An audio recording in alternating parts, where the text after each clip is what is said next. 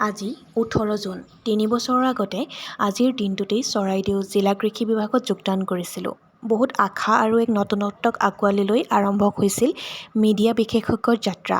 বাতৰি সমানে সমানে আগুৱাই যোৱা সময়ৰ পৰিৱৰ্তে সোমাই পৰিছিলোঁ আন এক পৰিৱেশত। ভাল লগা কথাটো আছিল যে সৰুৰে পৰাই ঘৰখনত কৃষিকাৰ্য দেখি আহিছিলোঁ আৰু তাৰ বাবেই এই খেতিৰ প্ৰতি মোৰ দুৰ্বলতাটো আছিল। পথাৰৰ বোকামাটিৰ গোন্ধ, শাক-পাচলিৰ বাৰীখন মোৰ বাবে এক নিচা আছিল। সেইবাবেই এই পৰিৱেশৰ মাজতে নিজক খাপ খুৱাই ল'বলৈ মোৰ অকণো অসুবিধা হোৱা নাছিল। এই ৩টা বছৰে মই মাথো চাকৰি কৰাই নহয়, নিতৌ শিকিবলৈ পাইছিলোঁ বিভিন্ন কথা। গাঁৱে গাঁৱে অলিয়ে গলিয়ে ঘূৰি কৃষকৰ দুখ দুৰ্দশাৰ বুজ ল'লোঁ, কথা পাতিলোঁ তেওঁলোকৰ কৰ্মজীৱনৰ বহু কথা। কৃষকসকলৰ পৰাই শিকিবলৈ পাৰিলোঁ ত্যাগ কি, কষ্ট কি আৰু এই কষ্টৰ মূল্য কিমান।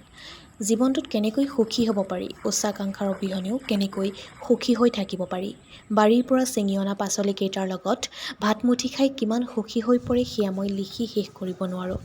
তেওঁলোকক বহুত উপকাৰ কৰিব নোৱাৰিলেও তেওঁলোকৰ এই কৃষিকৰ্মই আন 10জনক যাতে উৎসাহিত কৰিব পাৰে তাৰ বাবে সদায় চেষ্টা চলাওঁ। আচলতে মোক সুখী কৰি শিকাই পঠিয়াই তেওঁলোকেহে।